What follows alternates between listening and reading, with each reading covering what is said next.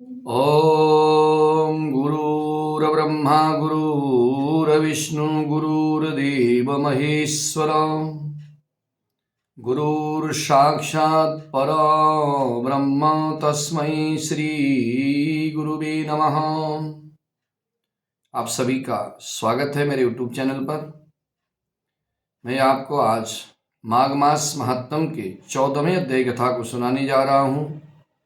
माघ मास महात्म का 14वां अध्याय बहुत ही पुण्य को देने वाला, पापों को नाश करने वाला है।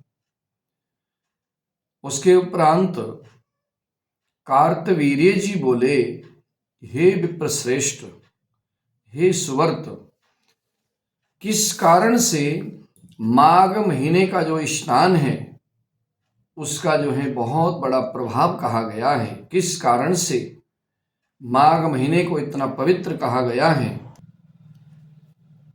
एक वैश्य माघ स्नान के पुण्य से सभी पापों से छूट करके स्वर्गलोक में कैसे चला गया, उसका वर्णन मुझसे करिए, मुझे विस्तार से बताइए। दत्तात्रेय जी ने कहा कि हे पुरुषोत्तम, जल स्वभाव से ही उज्जवल, निर्मल, शुद्ध, सफेद, मलनाशक, पापों को धोने वाला है। प्राणियों का पोषण करने वाला, जीवन तारक तथा नारायण देव का स्वरूप है जल। ग्रहों में सूर्य तथा नक्षत्रों में चंद्रमा की तरह उत्तम सभी कार्य करने के लिए माघ का महीना, पुण्य कर्मों के लिए माघ मास सबसे उत्तम है, सर्वोपरि है। मकर सूर्य में, जब मकर राशि में सूर्य नारायण आते हैं तब माघ महीना प्रारंभ होता है। माघ महीने में प्रातःकाल को उठ करके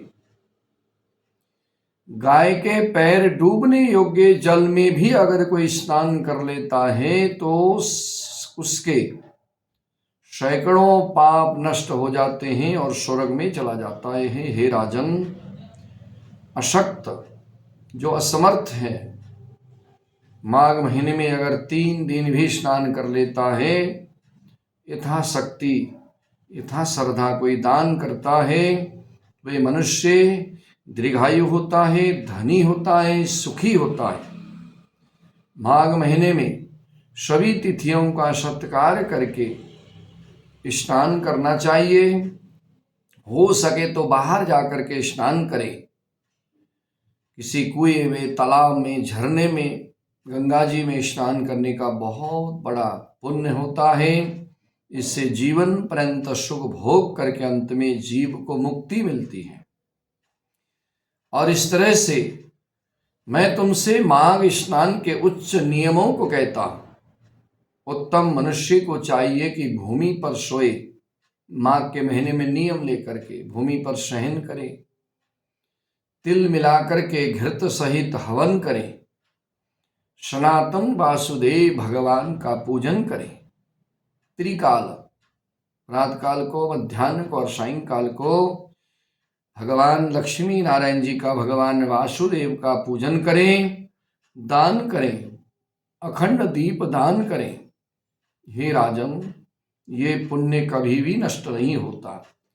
माघ महीने में किया हुआ पुण्य कर्म दिनों दिन बढ़ता है, कभी भी नष्ट नहीं होता। माघ महीने के अंत में ब्राह्मणों को यथाशक्ति भोजन कराएं, दक्षिणा दें। एकादशी के नियम से माघ स्नान का उद्यापन करने का विधान है। माघ महीने में हे गोविंद, हे अच्युत, हे माधव, हे केशव, हे देव, हे चराचर जगत के स्वामी, हे प्रभु, हे परमात्मा, इस स्नान से मुझको यथोक्त फल दीजिए। मैंने अपने समर्थता के अनुसार स्नान किया, हवन पूजन यज्ञ दान किया, अब इसका फल आप मुझे प्रदान करें। मौन रह करके इस मंत्र का मन में सुमिरन करते हुए कहे कि हे नरोत्तम, जो लोग माघ महीने में गंगा जी में जाकर स्नान करते हैं, 4000 युग तक जो है स्वर्ग में जाकर निवास करते हैं। ऋषियों ने कहा है कि जो कोई मनुष्य माघ महीने में गंगा जी में, जमुना जी में, संगम में स्नान करता है, माघ महीने में संगम में किया हुआ स्नान प्रतिदिन 1000 मुद्रा सोने की दान करने का पुण्य मिलता है और हजारों कपिला गौदान करने का पुण्य मिलता है। अगर आप माघ महीने में गंगा जमुना के संगम में जा कर के अगर आप प्रयागराज में स्नान करते हैं तो उसका पुण्य दिनों दिन बढ़ता है, हजारों कपिला गौदान करने का पुण्य मिलता है और इसके समान कोई भी पुण्य को देने वाला नहीं है। माघ मास महात्म का 14वें अध्याय की कथा बहुत ही पुण्य को देने वाली, इसको सुनने मात्र से नारायण की भक्ति प्राप्त होती है, जीवन पर्यंत सुख मिलता है और मृत्यु के उपरांत मुक्ति की प्राप्ति होती है। आनंद कंद भगवान की जय हो।